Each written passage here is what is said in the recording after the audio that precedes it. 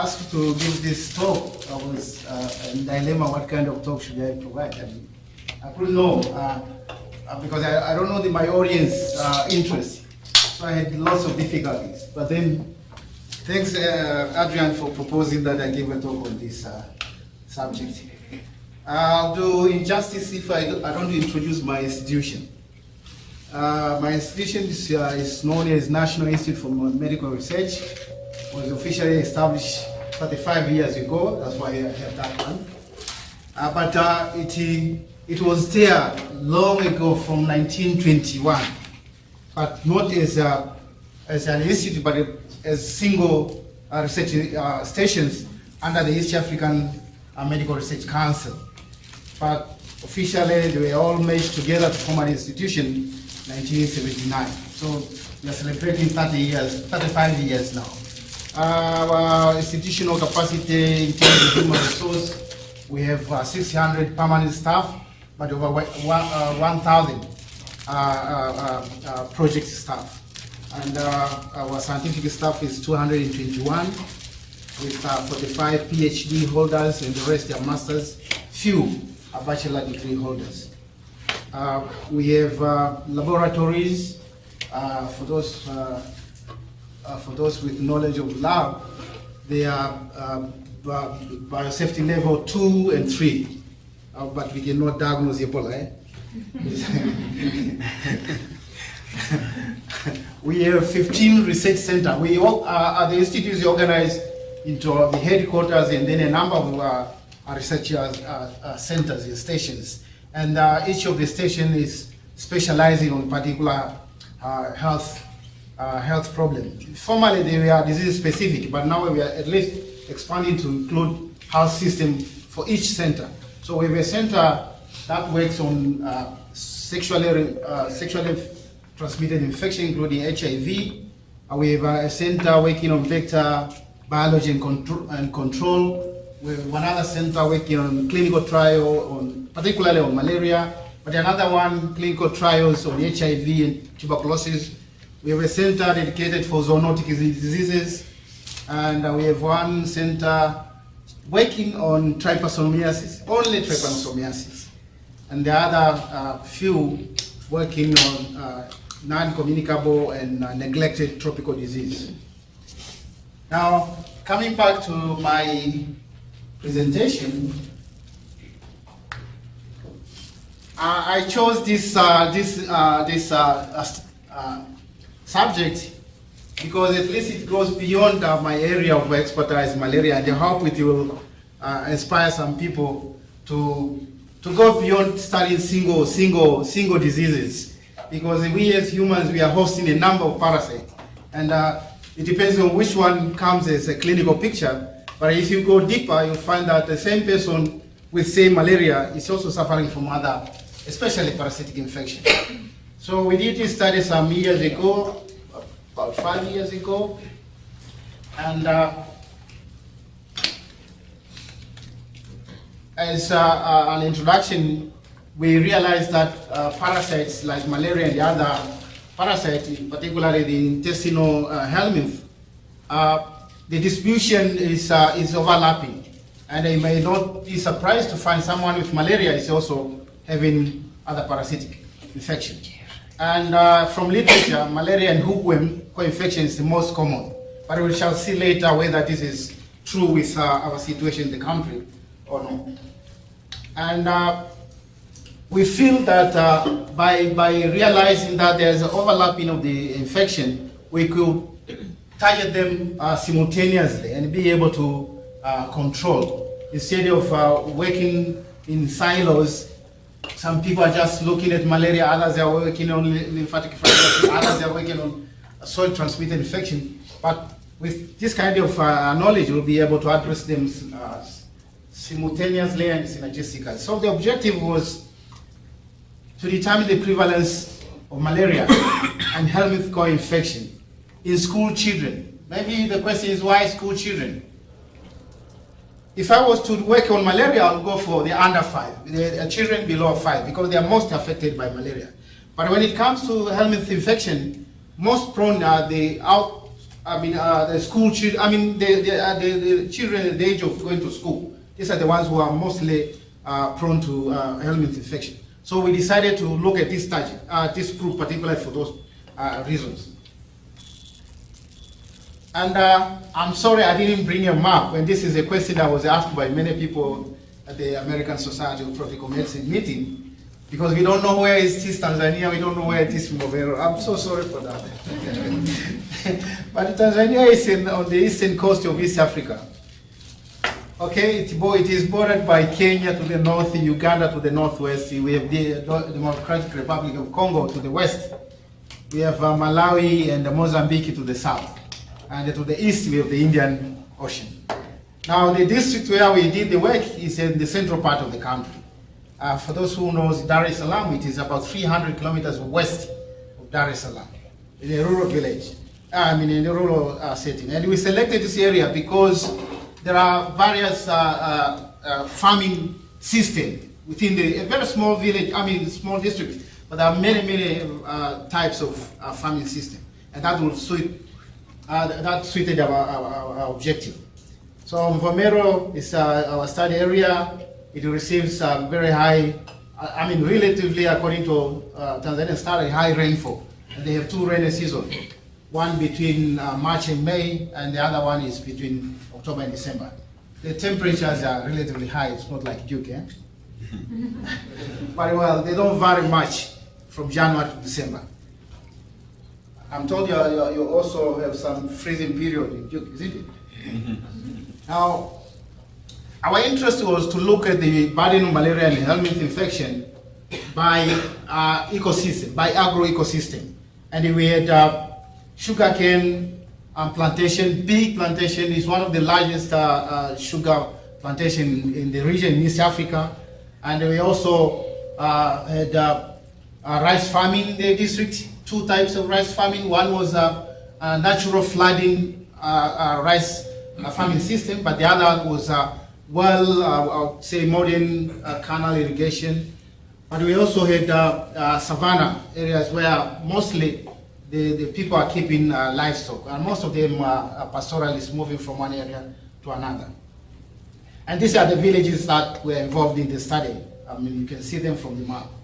And if you look at, they are almost on the same altitude, about 320 380 meters above sea level.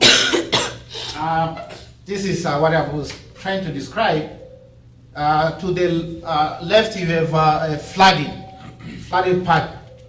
And this is very traditional, and most of the people are doing this kind of rice farming. Although in the nearby, you have rice field where irrigation is done intermittently. The places are not flooded permanently like in the other farming system.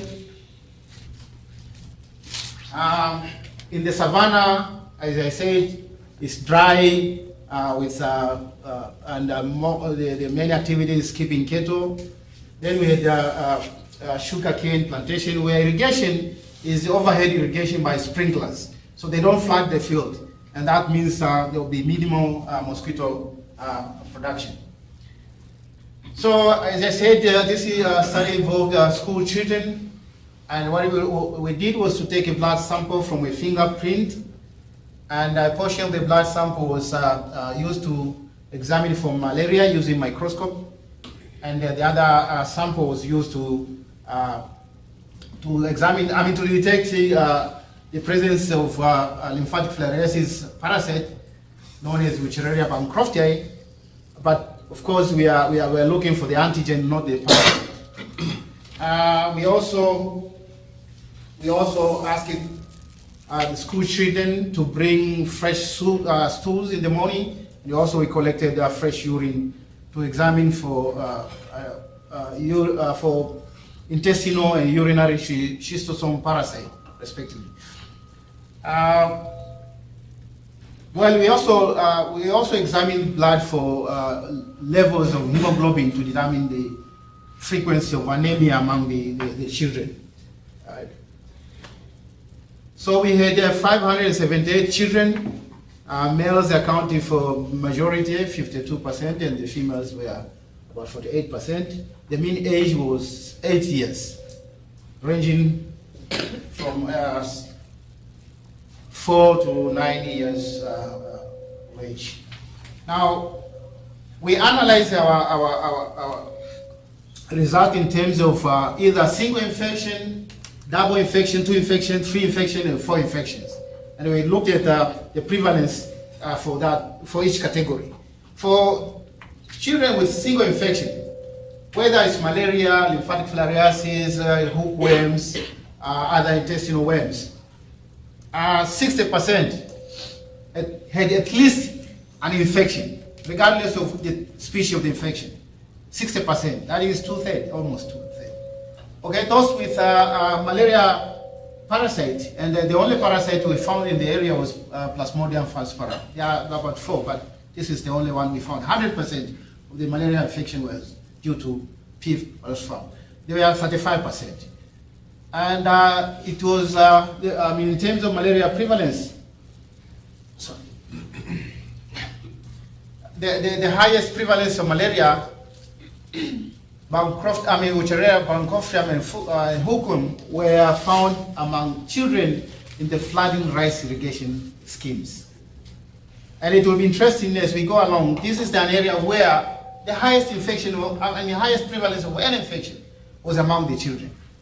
And it was interesting during this period that we are doing some longitudinal surveys. And always, out of the 6 villages we were involved, this area with flood rice irrigation, out of 10 children, 9 were infected with malaria throughout the year. So there was no change, seasonal changes in this area, and you will tell, we'll tell later why. And another interesting finding was that in the sugarcane, where irrigation is by overhead sprinkler, infection was lowest of all the parasitics. The parasite. The infection was low, the lowest. If you look at the risk of infection by the agro system, this is the picture we found. That flooding rice irrigation community had the highest malaria infection. The same community had significant risk of hookworms. The same community, the risk of urinary schistosomiasis, schistosoma hematobium, was high. And we also found that age was more important than the risk of schistosoma hematobium. The older children were the ones who were much more infected than the younger ones. This is a pictorial presentation of the same in terms of single infection for malaria, for urinary schistosomiasis, for Bancrofthium, and for, maybe I should say that we didn't find any case of intestinal schistosomiasis. Schistosoma infection of the intestine was not found. So we only found urinary schistosomiasis. Okay, in terms of female and male, we'll see later that there was some sex difference between infection. Now, this is a pictorial again of the findings. You can see that with sugarcane, the prevalence was quite low and it was significantly high in flooding rice irrigation. But again, in all the 2 rice farming system, infection prevalence were high. Maybe it's a water factor. I don't know. I've said this one. Now, in terms of co-infection, malaria and schistosoma co-infection was the most prevalent, followed by malaria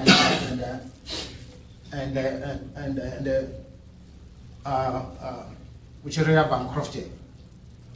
And remember from literature, hookworm malaria co-infection is the type of co-infection which is more prevalent. And this was different from our finding. Okay, what about double infection? 2 infections. was the picture. That in terms of two infection, malaria and schistosoma hematobium was very common, followed by malaria and hookworm, and malaria and Wuchereria bancrofti, and later malaria and hookworm. The rest, schistosoma and hookworm, schistosoma and bancrofti, and hookworm and bancrofti were the low prevalence. And male children had significantly higher prevalence than female. Reasons, I don't know. Maybe they claim water bodies more frequent than females, but we did not establish the reason why. Okay, this is a similar picture by agro-system again. Maybe I should skip that one.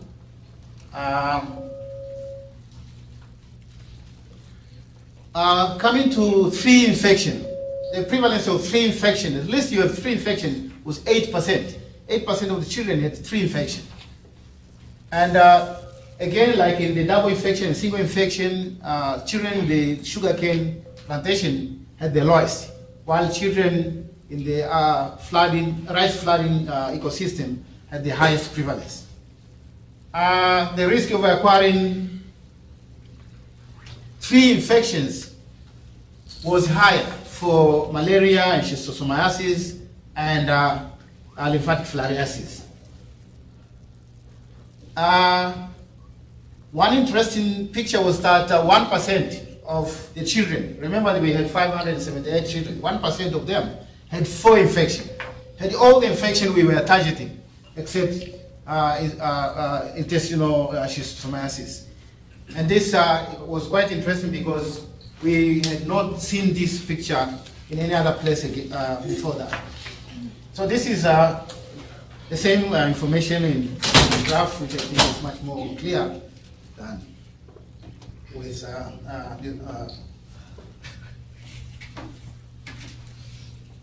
this is the same. Now this, at least you very clear. You have very high prevalence of triple infection among males, and particularly in the flooding rice irrigation, than in the other agro-ecosystems. Now we also examine the density of malaria parasite in children. And this is an important indicator, especially when it comes to case management of malaria. And this is what we found. You have a very high malaria parasite density per microliter of blood when someone is infected with malaria parasite and hookworms. Very interesting. Although this kind of coinfection was moderately low, but you have many parasites when you are infected with hookworms. Now, that interaction, why we could not establish that information.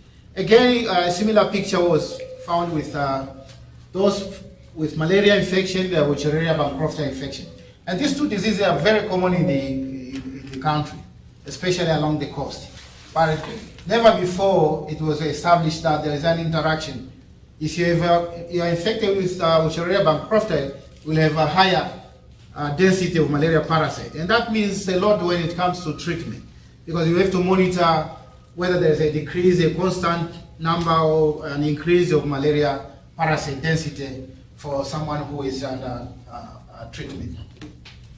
We also checked for anemia. I said about hemoglobin. The prevalence of anemia was very high. Almost two-thirds of the kids were anemic. And again, same picture. Those who were less anemic were found among children the sugar plantations, but most of those infected were interestingly in the savannah. It's quite interesting because we had low malaria prevalence in the savannah area, and now we are having high anemic prevalence. And we have seen this picture again in another study we completed recently, that children in the savannah, particularly among the pastoralists, they have a high anemic prevalence. it was not in this study, but in this new study, at least we could establish that it was mainly due to food nutrition. There is food insecurity among the pastoralists.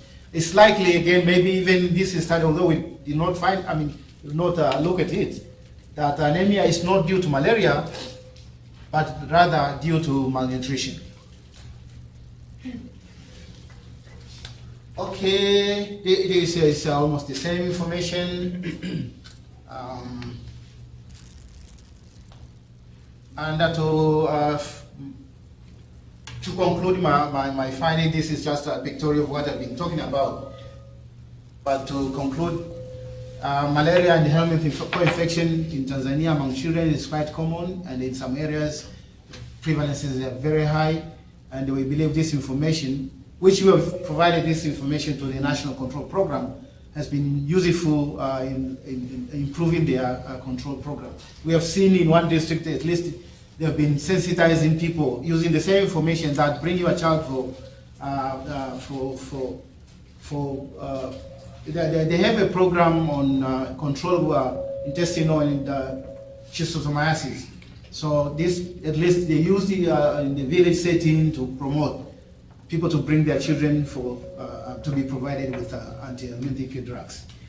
I'd like to thank Randy for inviting me to Duke and providing an opportunity to meet several people. I had a very fruitful discussion this morning and yesterday, and thank you very much.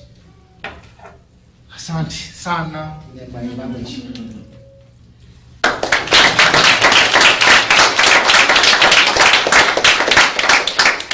So we have time for discussion. If anyone would like to be thinking about a question, I'll go ahead and start.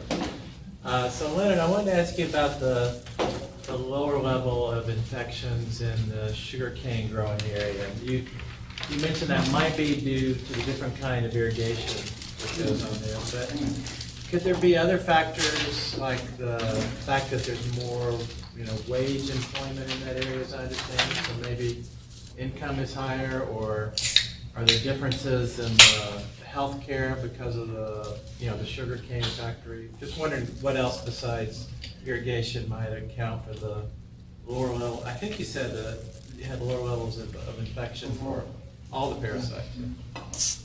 Okay, thank you for the question.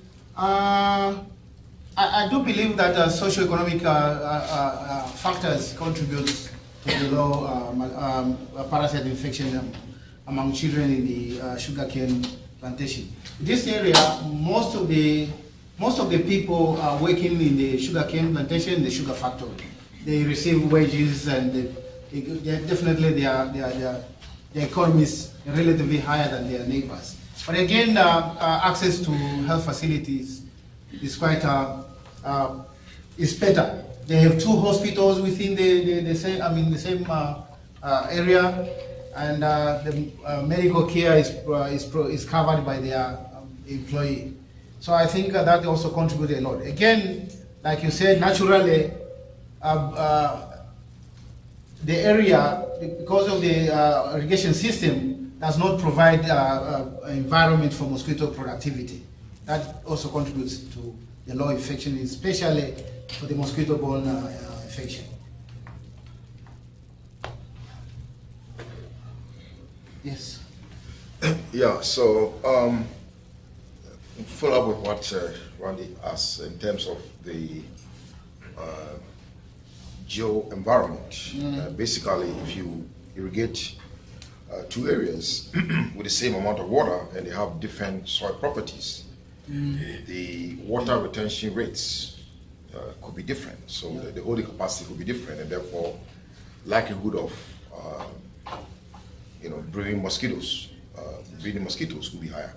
So over the latitude from the very north to the south, you experience variations in infections. Did you also experience variations in the soil or the geology that may well affect how these soils retain water and therefore provide breeding grounds for mosquitoes? No, really. We didn't do anything about the soil. No. But could you see that as a possibility? Yes. natural environment. Yes, but whether water retention, water bodies are because of the water retention capacity of the soil or not, I cannot say that, because one thing which is very clear, in the village where they do flood irrigation, this is along the river, so there is water throughout the year permanently. But while in the other areas, you have water bodies where malaria mosquito will breed seasonally. When you have rainfall, you have the water bodies, you have mosquitoes. But when it's dry, you don't have the water bodies. Definitely malaria transmission will be low because of low mosquito densities. Yes? Yeah, I was just thinking about, this would be great for dual treatments, but in terms of prevention, how would you package that together? You know what I mean? They're kind of on different wavelengths. So in terms of like bed nets or boiling water or wearing shoes or something like that, how would you sell it? Okay. Let me share with you the current prevention approach.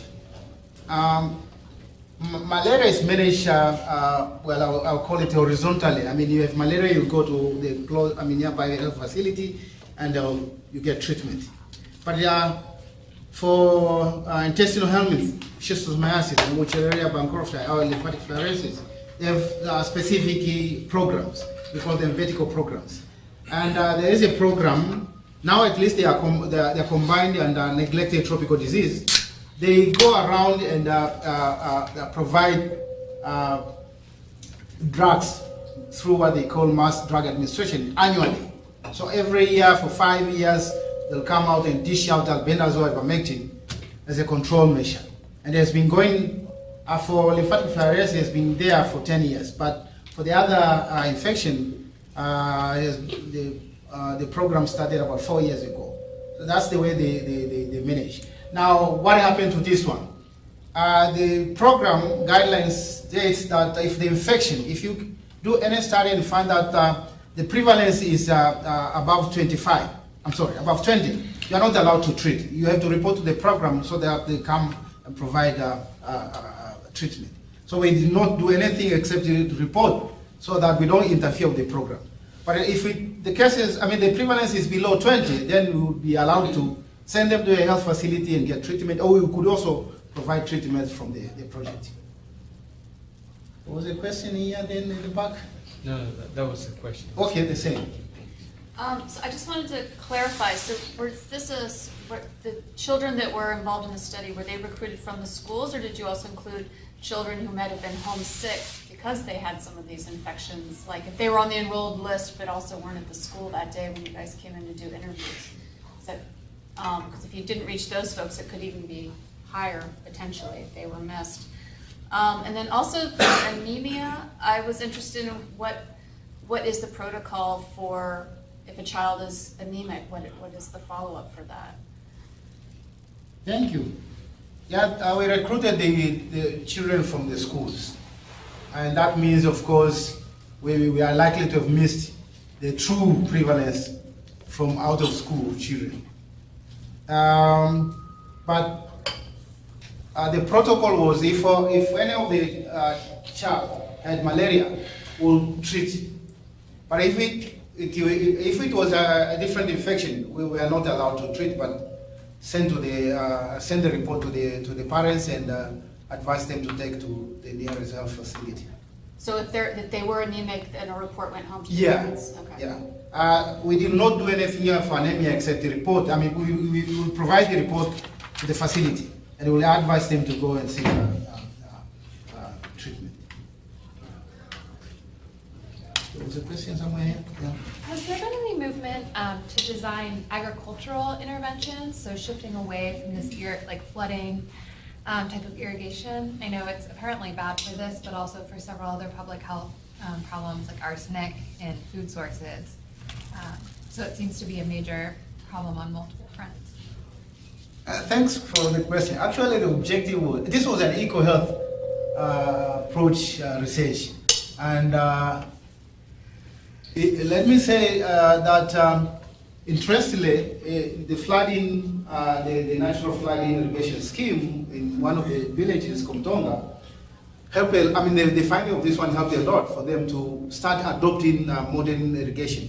In the neighborhood villages, there are programs on modern irrigation styles, and there is a farmer schools, but this village was not involved. But now, when we went back years later, at least some of the farmers are now adopting better irrigation system. So I think it has helped a lot. Again, this study was done by my institution and Sokoine University of Agriculture. So we had agricultural experts within the project. And I learned a lot. I didn't know a lot of things about agriculture, but this helped a lot. And of course, that helped also to bring on board people from agriculture. We had extension workers in the project. And we were doing some, we were holding meetings with communities and the extension workers and the local leaders. And it was quite interesting. The communities were telling us, but you guys are confusing us. When the agricultural extension guys comes here and say, you irrigate. Now, when you come, you say, oh, don't irrigate because you are bringing in mosquitoes. Now, at least we are brought together. We can learn a lot. So it was a mix of disciplines, and we had different sectors being involved, and even the dissemination involved a number of people from agriculture, from environment, from other sectors. Yes, sir. Can I go? Yeah. So this is more a general question that relates to prevention versus cure. In throughout African countries that I've been, where Ghana, my home country, yeah, it looks like most adults think that they will get malaria no matter what. And when they get it, they will go to the pharmacy shop and buy Coartem, and then it's gone. That's the perception. So sometimes when I go back and take this, this is the ointments to, they just refuse to take it. They don't mind, say regardless, we'll get it. So I'm just wondering, how do you factor in some of these preventive, or how do you tune the psychic of people to really think that power prevention is probably better than cure? Is that something that you guys thought about it? Because I know anytime I take all these medication, this thing to prevent, or they just throw them away. They don't even use it. So I really don't know what it is. What experience do you have with that? Okay, you've already said that malaria is not it's a common problem, isn't it? I mean, in Africa, people think malaria is, they actually say it is a common disease. They're not worried about malaria. It's you guys in the health sector who are worried. I mean, to be frank, I published a paper in 1998. It's not their business, it's your business. And we also published a paper last year. Was it last year? People are using mosquito nets to do other activities, fishing, gardening, they put skulls nets, children play football. I mean, a variety of activities. Why? I mean, it's not a priority preventing malaria. They have other priorities. That is my thinking. Now, the slogan of prevention is better than cure has been there for, even before I was born. I think when I came up, I found it. People do, yes, realize, but it takes time to show them that it's better than. But do the government really address it? It is? No. The government is also interested in curing the prevention. Because I'm sure, if 60% of all diseases are environmental related, then environmental sanitation would have been a priority to many governments, which is not. Okay? So why do you think this, what you call communities, are different? After all, we are all part of the community after 430. Really? Why do we blame them? I think we need to rethink the way we are addressing interventions. Okay? It's not it's not a single person business. I think we need to address it holistically. That is one. But two, currently, if you look at many areas like in my country, a number of other sectoral activities are contributing a lot to malaria. But how do you involve these other sectors in malaria control?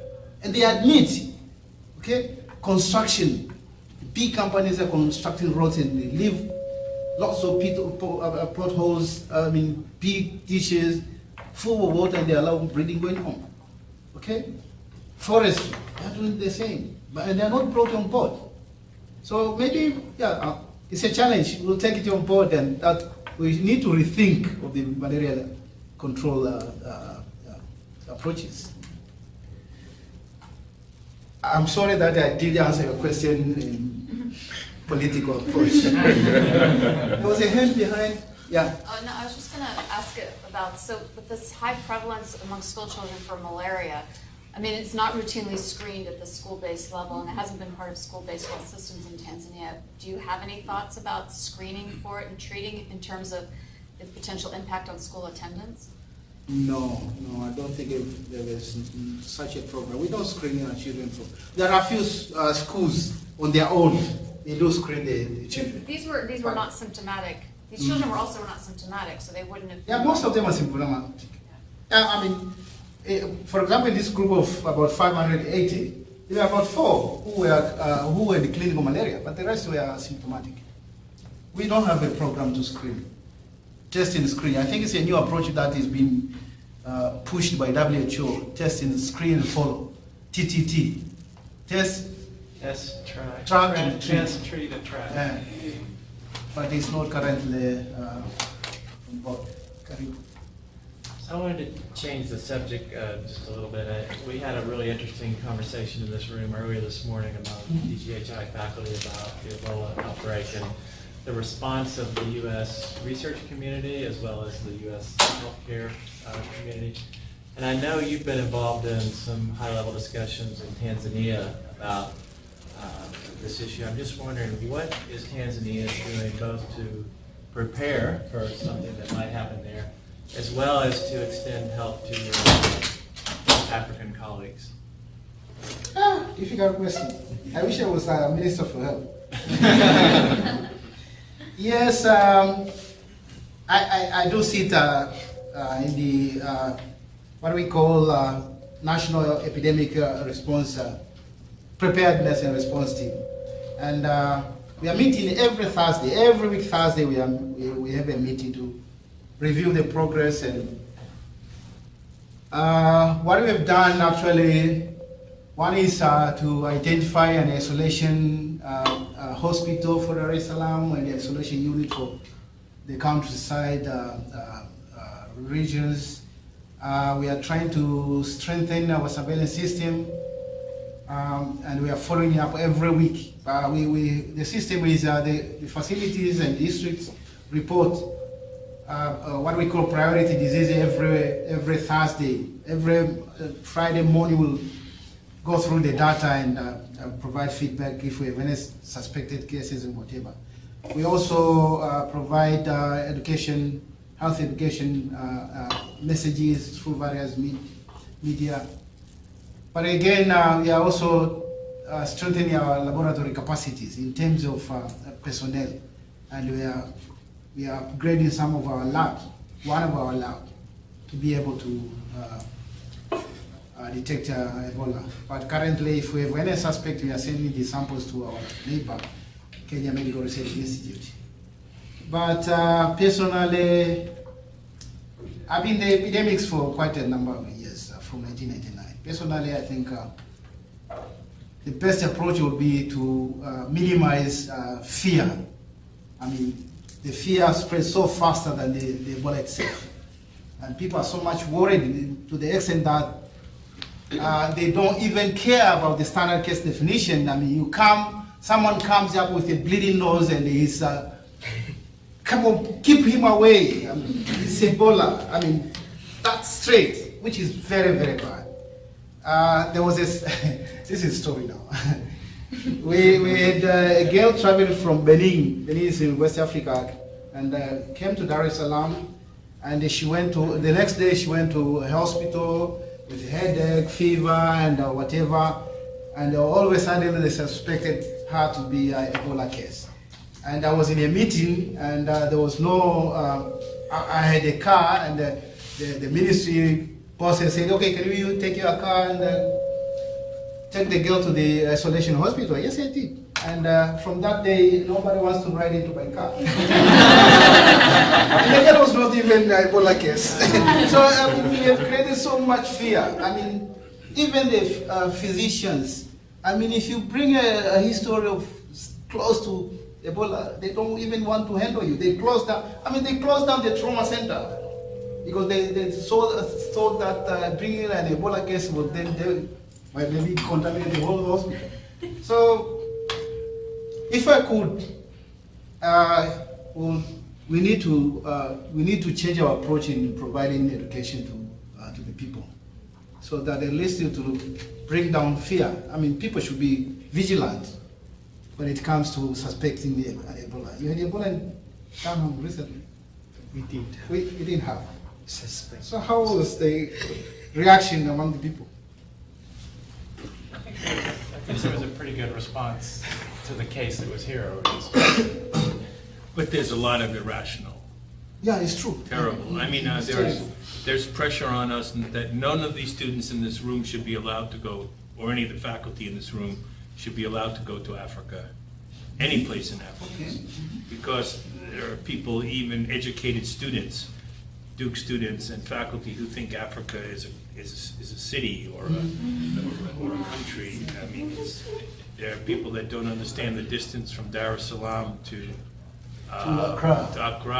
to to Monrovia. Monrovia. You know, they don't get it.